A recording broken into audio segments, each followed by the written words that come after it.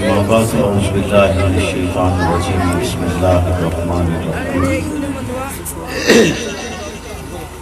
ذلك الكتاب لا ريب فيه هدى للمتقين قال النبي صلى الله عليه وسلم لا يؤمن أحدكم حتى أكون أحب إليه من والده وولده والناس أجمعين كما قال صدق الله وصدق رسوله النبي الكريم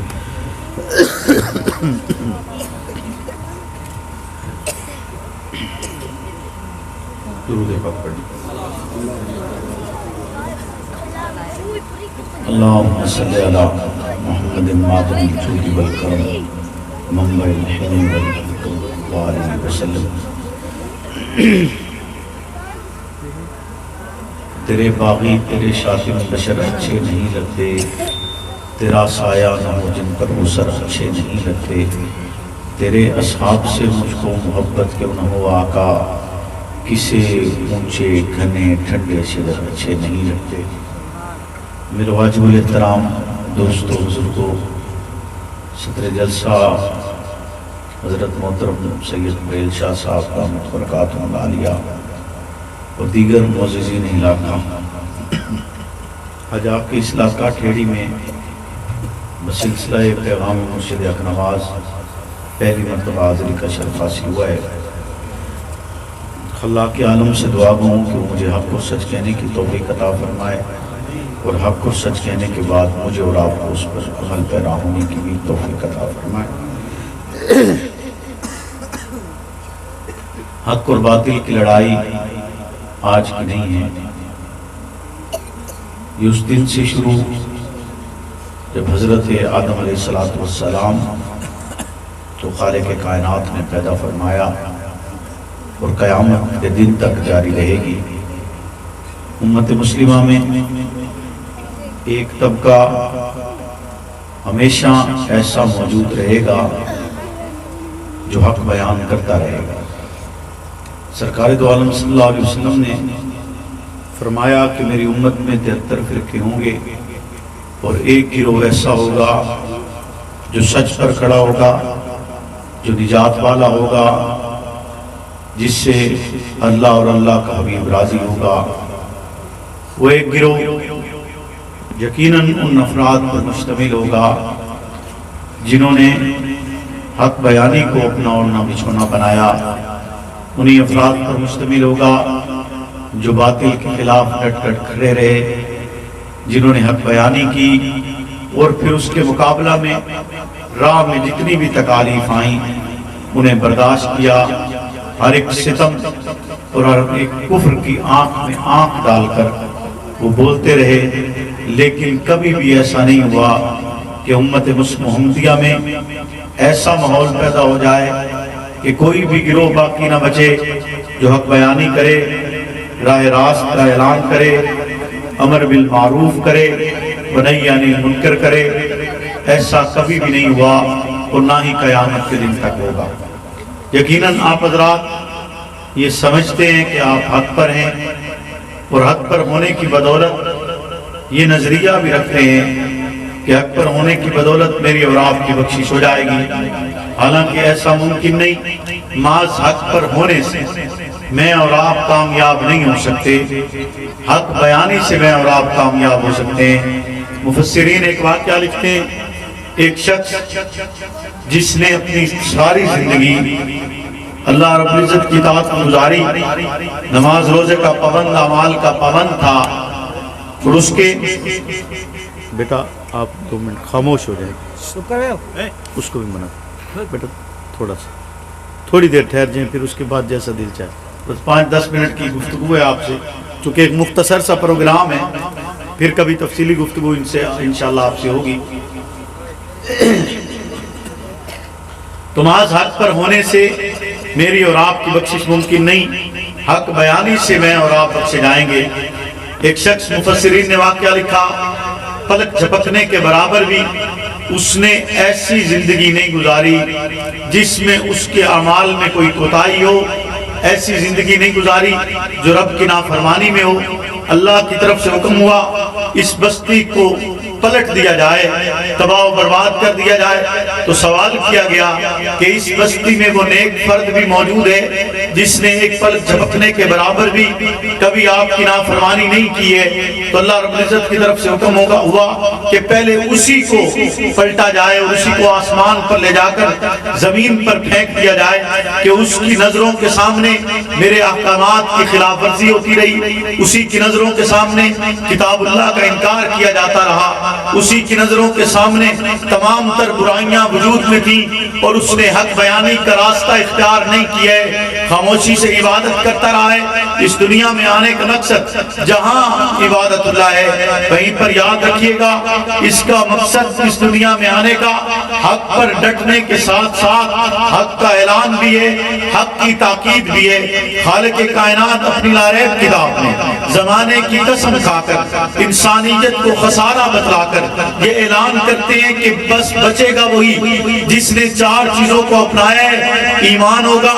عمل صالح ہوگا، حق کی تاکید کرے گا، پھر صبر کی تاکید کرے گا۔ یعنی جب حق کا اعلان کیا جاتا ہے پھر صبر کا اعلان بھی کیا جاتا ہے۔ حق کے راستے میں تکلیف آتی ہے، چاہے وہ کسی بھی شکل میں آئے، اپنوں کی طرف سے آئے، غیروں کی طرف سے آئے، کسی رکاوٹ کی شکل میں آئے، رشتہ داروں کی طرف سے آئے، کنبہ قبیلہ کی طرف سے آئے، غرض جس راستے سے بھی آئے تکلیف آتی ہے۔ اور یقیناً اللہ رب العزت ارشاد فرماتے ہیں قالوا ربنا اللہ ثم استقاموا، جس نے کہا میرا رب اللہ ہے اور پھر اس پر ڈٹ گیا۔ سمجھ میں نہیں آتا کہ معاذ یہ کہنا کہ میرا رب اللہ ہے اور پھر ڈٹ جانے سے مراد کیا ہے؟ تو مطلب یہی ہے کہ ہر زمانے میں جو حق کہنا مشکل ہو وہ کہا جائے اور پھر اسے کہنے کے بعد اس پر ڈٹ جایا جائے، اور جو افراد اس پر ڈٹ گئے یقیناً وہ کامیاب ہو گئے، یقیناً وہی منزل پا چکے ہیں، یقیناً انہی کے لیے آخرت کے اندر خیر و برکتیں موجود ہیں۔ میں اور آپ امام اعظم ابو حنیفہ کے ماننے والے ہیں، ان کی فقہ پر عمل پیرا ہے۔ وہ امام اعظم کہ جس نے اپنی فقہ مدون کرتے ہوئے 1000 علماء کو اکٹھا کیا، 1000 علماء کی موجودگی میں ایک ایسی فقہ مدون کی کہ آج امت محمدیہ کی ایک کثیر تعداد امام اعظم کے نقش قدم پر چل رہی ہے اور یہ سمجھتی ہے اہل سنت کے اس طبقے کے نزدیک جو امام اعظم کی فقہ کو مانتا ہے اس کے نزدیک امام اعظم کی فقہ پر چلنا واجب سمجھا جاتا ہے۔ کیا آپ جانتے ہیں امام اعظم کا جنازہ کہاں سے نکلا تھا؟ کیا امام اعظم کا جنازہ کسی حجرے سے نکلے، کسی مسجد سے نکلے، کسی مدرسہ سے نکلے، خانقاہ سے نکلے، ان کی درسگاہ سے نکلے، ان کے گھر سے نکلے؟ نہیں، امام اعظم کا جنازہ گھر سے نہیں نکلا، درسگاہ سے نہیں نکلا، خانقاہ سے نہیں نکلا، مدرسہ سے نہیں نکلا، مسجد سے نہیں نکلا۔ امام اعظم ابو حنیفہ کا جنازہ جیل سے نکلتا ہے۔ جیل سے نکلنے کی وجہ کیا تھی کہ وقت کے ظالم ترین حکمران کے خلاف آواز بلند کی اور اسے غاصب لکھا، اسے قبضہ گروپ لکھا، اسے زیادتی کرنے والا لکھا۔ اس کے جواب میں اس بادشاہ نے آپ سے کہا آپ اپنے موقف میں نرمی پیدا کیجئے، موقف کو تبدیل کیجئے، جیسا آپ کو بادشاہ وقت کہتے ہیں ویسا نظریہ اپنائیے، ویسا مذہب اپنائیے، ویسا طریقہ کار اپنائیے۔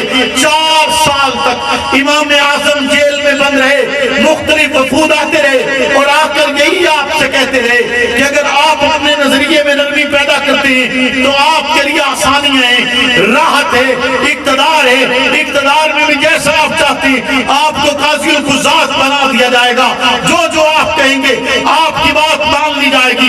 جواباً امام اعظم نے ایک لمحے کے لیے بھی اپنے موقف میں نرمی اختیار نہیں کی۔ 4 سال کا عرصہ گزرنے کے بعد کھانے میں زہر دے کر امام اعظم کو شہید کر دیا گیا۔ جب جنازہ باہر نکلے اکیلا جنازہ نہیں نکلا، ساتھ آپ کی وصیت بھی نکلی۔ جب وصیت باہر آئی بادشاہ وقت نے پڑھا تو بادشاہ وقت نے پڑھتے ہوئے اس پر یہ الفاظ دیکھے کہ مجھے مسلمانوں کے عام قبرستان میں دفن وقت کیا جائے، چونکہ عام قبرستان کی جگہ کو بادشاہ وقت نے غصباً قبضہ کر کے وقت کیا ہے۔ میں ایسی جگہ پر دفن ہونا پسند نہیں کرتا جس مقام کو غصب کیا گیا ہو، جس مقام پر قبضہ کیا گیا ہو۔ امام اعظم کے ان الفاظ کو پڑھتے ہوئے بادشاہ وقت کہتے کہ آپ چلے تو گئے، نعمان بن ثابت آپ اس دنیا دنیا سے رخصت ہوئے جیتے جی بھی مجھے غاصب لکھے, مر کر بھی غاصب لکھے, جیتے جی بھی مجھے قبضہ گروپ لکھے,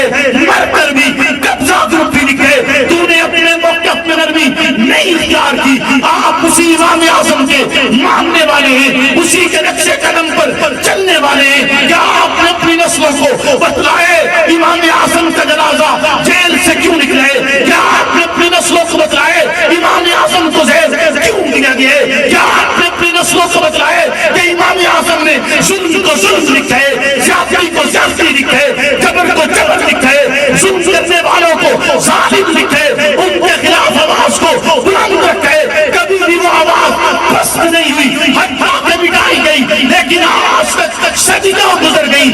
امام اعظم کے ماننے والے اسی طرح اس کا نام عقیدت اور احترام کے ساتھ لیتے رہیں گے, اور قیامت کے دن تک امام اعظم کے ماننے والے اس کا نام عقیدت اور احترام سے لیتے رہیں گے. یاد رکھو, بہادروں کو یاد رکھا جاتا ہے, جرأت مندوں کو یاد رکھا جاتا ہے, ڈٹ جانے والوں کو یاد رکھا جاتا ہے, استقامت والوں کو یاد رکھا جاتا ہے. جھکنے والوں کو کوئی یاد نہیں رکھتا, مٹنے والوں کو کوئی یاد نہیں رکھتا. یقیناً انہیں یاد رکھا جاتا ہے جو حق بیانی کے لیے اپنا سب کچھ تو نشاور کرتے ہیں, لیکن اپنے موقف میں نرمی پیدا نہیں کرتے. موقف میں نرمی پیدا, بولیے نا, موقف میں نرمی پیدا نہیں کرتے. یقیناً آپ اسی راستے کے مسافر ہیں, آپ اسی راستے کے مسافر ہیں تو یہاں پر موجود ہیں. آپ ایک نظریاتی تعلق کی بنیاد پر یہاں پر ہیں, محض شخصیت پرستی کی بنیاد پر نہیں. آپ ایک نظریے کے ساتھ جڑے ہوئے ہیں, اور اس نظریے کا نام حق نماز ہے.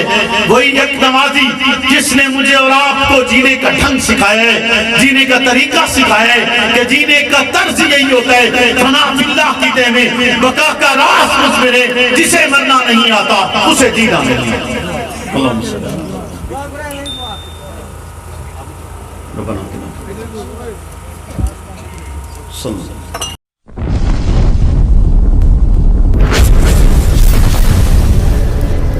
Subscribe my YouTube channel.